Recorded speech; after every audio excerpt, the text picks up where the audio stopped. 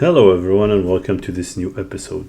In today's video we're going to discuss the PM2 package, which is a process manager for Node.js application, and we're going to test it and use it to run multiple applications under an Ubuntu 2404 server and see how easy it is to manipulate and maintain application using this powerful tool. So we already have a virtual machine under Microsoft Azure that is set up with an Ubuntu 2404 server. If you need more information on how to set up an Ubuntu server with Node.js and Nginx, you can always check the link in the description below to see our other video related to that. So I'm going to log into that machine. So you can either log in through the Azure CLI or using your command prompt if you already installed the CLI locally. So I already did that. I have my Ubuntu server already set up and running. So welcome to Ubuntu. And then I'm going to start using the PM2 package. By the way, if you need to install the PM2 package, all you have to do is use this command here, which is npm install PM2 and -G for global. So I already did that. Now my npm package is up and running. I can check the list of applications that I have there, PM2 list. So you can type PM2 list to see the applications that are maintained by your process manager. So as you can see, I have only one application that I have built, and that application is already running. So I can always check the application by just say curl http localhost 3000, and this application is just returning a hello world from Node.js behind Nginx proxy server. And I'm going to build another application or two applications and try to run them simultaneously using the PM2, so to show you how easy it is to maintain multiple applications at the same time, how you can restart, how you can stop processes using the subcommands of PM2. So I'm going to go to the root folder, cd. Then there I will go and create a new Node.js application. I have already a simple application that I can use, which is this one here. So it's just setting up a very basic Node.js application, and that will listen to a certain port in the localhost. So I'm going to change this to 3001, so that to avoid having it to point to or have two applications that points to the same port. So my application one would be this app1, and then it will listen on port 3001. So I'm going to copy this and create new application there, sudo nano app1.js if you would. Then I'm going to paste my application or the application content, which listen to port 3001, and then it's the localhost. So this is my app1, and it will return hello from node app1. We're going to save that. You can always say node then app1.js, but it will reserve your terminal. You cannot really use your terminal anymore until you turn off the application. But with PM2, you are going to run it on as a daemon service actually. So now that we have our application, we can start that application using PM2 start command or subcommand start app1.js. So now our application is running, and as you can see, it's already there. We can always curl to see if it works actually.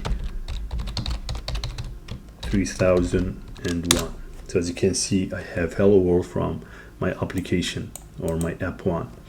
Now I'm going to try to manipulate the application by starting, stopping, and doing some kind of like application process management. So to check an application or to stop an application, you can just say PM2 stop, and then use the identification or the name of the app. So I would say app1. As you can see, my app1 is already stopped. So now if I curl, I will not be able to see my application. Localhost 3001.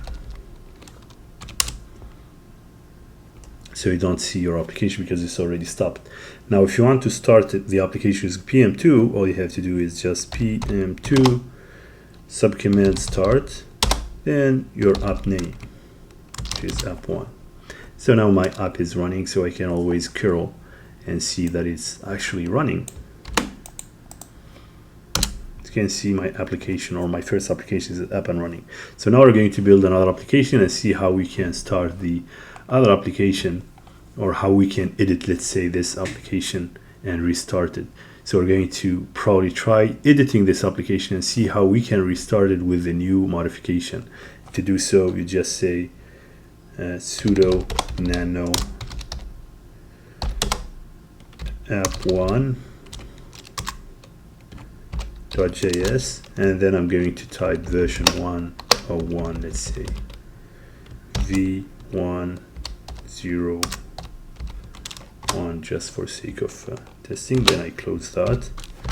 So now if I curl again, it's still the old version. In order for me to restart the application with the latest, let's say, code version, I have to say PM2 restart and my application name,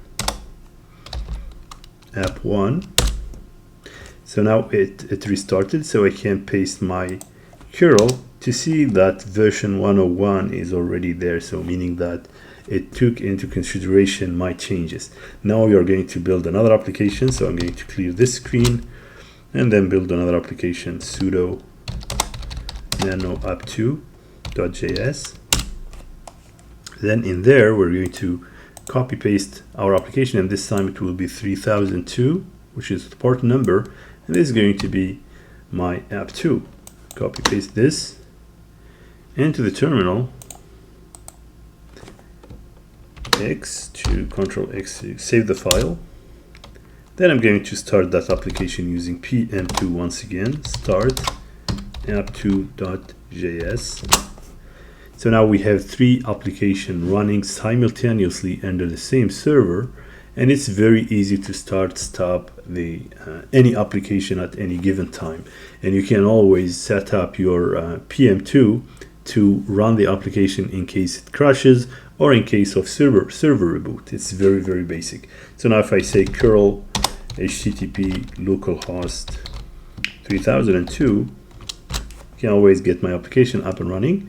We can curl the first application as well, and it's running. So both applications are running. We can restart, stop.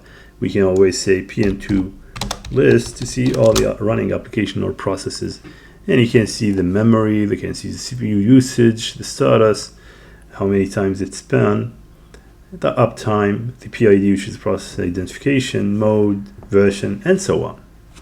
And this is how easy it is actually to work with PM2. It's very, very basic, very, very simple process manager that you can manipulate using, or you can manipulate your workload using the subcommands that this interface or this package provide. And you can, like I mentioned, always use this PM2 package in your startup D, and then it will restart the application in case of crash. It will restart the processes in case the server is rebooted, and so on. PM2 actually provides many other commands, and the 2 most important commands that you're going to use most of the time are the status and the monitoring command. So in order for you to see the status of your application, you just need to type PM2 status, and you will see this nice table in which you're going to see what are the running application or processes, the memory, the uptime, the CPU usage, who is the user that runs those applications, and so on. The other command is the monitoring command, which you can run by typing npm or PM2 monit, and this will give you a nice interface to help you identify your running processes, the memory of those processes, CPU usage, whether if they are online or not, and some custom matrix like used, heap size, heap usage, heap size, events, handles and requests, or active handles and requests. HTTP latency and HTTP mean latency, as well as some app metadata if you want. It's very powerful tool if you would like to monitor your application in real time. You can just use the PM2 monet subcommand. That's it for this video. Thank you so much for watching. Don't forget to subscribe and hit the bell button, and see you in the next video. Thank you.